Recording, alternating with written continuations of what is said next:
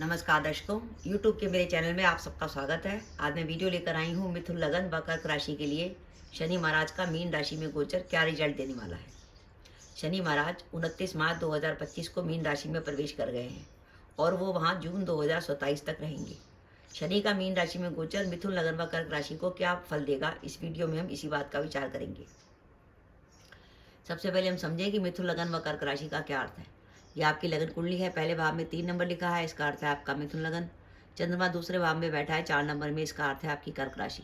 यानी आपका कॉम्बिनेशन अगर मिथुन लगन व कर्क राशि का बनता है तो आप ये वीडियो देखकर लाभ उठा सकते हैं।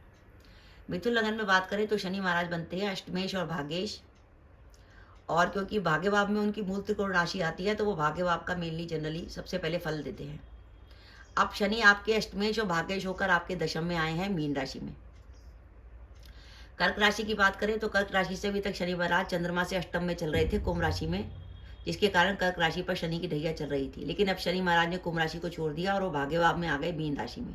यानी आपका सप्तमेश और अष्टमेश आपके लाभ भाव में भाग्य भाव में आ गया और उस सप्तमेश की दृष्टि आपके लाभ भाव पर हो गई, आपके तीसरे भाव पर हो गई और आपके छठे भाव पर हो गई। ये ग्रहों की स्थिति है मिथुन लगन व कर्क राशि के लिए कि शनि महाराज मिथुन लगन से दशम में गोचर कर रहे हैं और कर्क राशि से शनि महाराज ढैया खत्म हो गई है, शनि महाराज भाग्य भाव में आ गए हैं।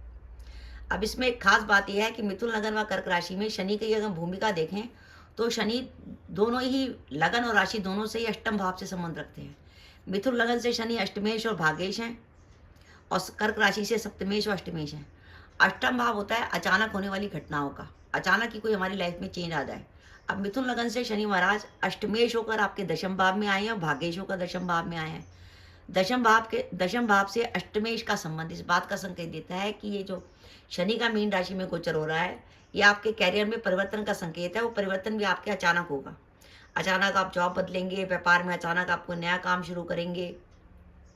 सडनली आपके दिमाग पे आएगा कि मैं क्यों ना अपनी वर्तमान नौकरी को बदलूं या मैं अपने व्यापार में कोई नया काम शुरू करूं। जो भी होगा अचानक होगा, क्योंकि शनि यहाँ से भी आपके भाग्य भाव में आकर आपके लाभ भाव को देख रहे हैं।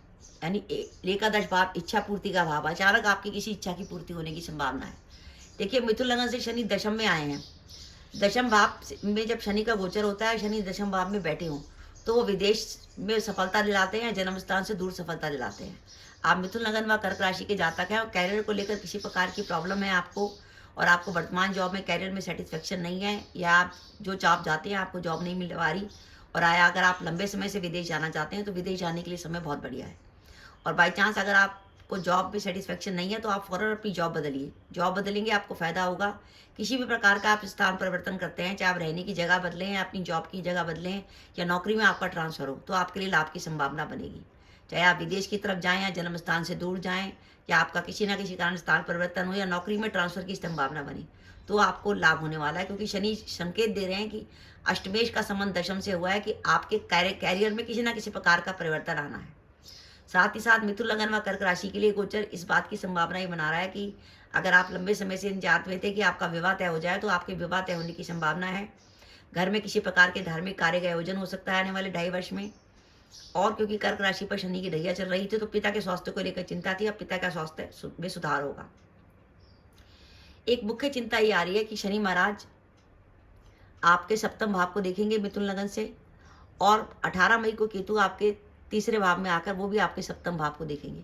तो दाम्पत्य जीवन में किसी प्रकार के तनाव की संभावना बनती है। लेकिन इसमें कुछ राहत ये है कि देवगुरु बृहस्पति 14 मई को लगन पर आ जाएंगे तो आपके सप्तम को देखेंगे तो आपको राहत मिलेगी। लेकिन ध्यान रखिएगा, आप मिथुन लगन व कर्क राशि के जातक हैं और आपका सप्तमेश गुरु छठे भाव में, अष्टम भाव में या 12वें भाव में बैठा है, तो सावधान रखिएगा क्योंकि गोचर में नेगेटिविटी बन रही है।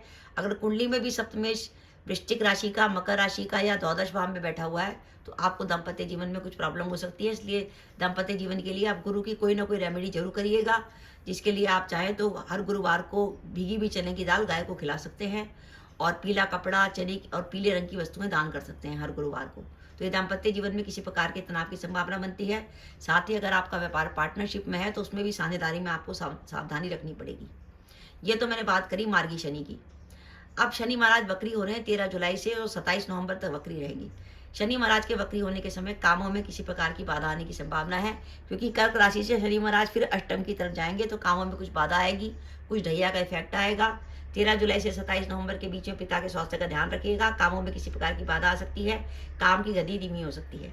इसलिए जब तक शनि वक्री रहे तो शनि महाराज का कोई ना कोई उपाय करें। सबसे बढ़िया उपाय है कि श्रावण के महीने में आप रुद्राभिषेक कर सकते हैं भगवान शिव के लिए, शिव मंदिर में जाकर। और चाहे तो शनि से जुड़ी वस्तुओं का दान कर सकते हैं, जिसमें काला कपड़ा, उड़द की दाल, लोहे की वस्तुएं हो सकती हैं।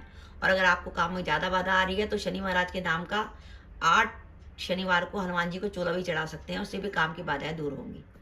तो मिथुन, लगन व कर्क राशि के लिए शनि का मीन राशि में गोचर 35% तक बढ़िया है। 35% तक इसलिए बढ़िया है कि मैं परसेंटेज इसलिए कम बता रही हूँ क्योंकि वो शनि महाराज जो बढ़िया रिजल्ट देते हैं वो 3, 6 या 11 का ही देते हैं। वो पोजीशन मिथुन, लगन व कर्क राशि के लिए है नहीं। और जैसे ही कर्क राशि में शनि महाराज बकरी होंगे वो आपको अष्टम का रिजल्ट देने लगेंगे। तो मिथुन, लगन व कर्क राशि के लिए आने वाले 2.5 साल के लिए शनि महाराज का मीन राशि में गोचर आपको 35% तक बढ़िया रिजल्ट देने वाला है। और आप चाहते हैं कि इस गोचर में आपको फायदा हो तो कोशिश करिएगा अपने वर्तमान कैरियर में किसी ना किसी प्रकार का बदलाव लाने की कोशिश करिएगा, तो आपको इस गोचर का बढ़िया रिजल्ट मिलेगा। और अगर आप लंबे समय से विदेश जाने के लिए सोच रहे थे तो उसके लिए भी ये समय बढ़िया है। तो दर्शकों, मेरा वीडियो था, आपको कैसा लगा प्लीज़ कमेंट बॉक्स में कमेंट करके बताइएगा। इसके साथ ही अगर आप मेरे चैनल पर पहली बार आए हैं और आपने मेरे चैनल को अभी तक सब्सक्राइब नहीं किया तो कृपया मेरा चैनल सब्सक्राइब कर दें, साथ ही बेल आइकन को भी दबा दें, जिससे जब भी मैं अपनी वीडियो अपलोड करूँ उसकी नोटिफिकेशन आपको मिल जाए और आप मेरा वीडियो देख सकें। इसके साथ ही नमस्कार दर्शकों, जय माता दी।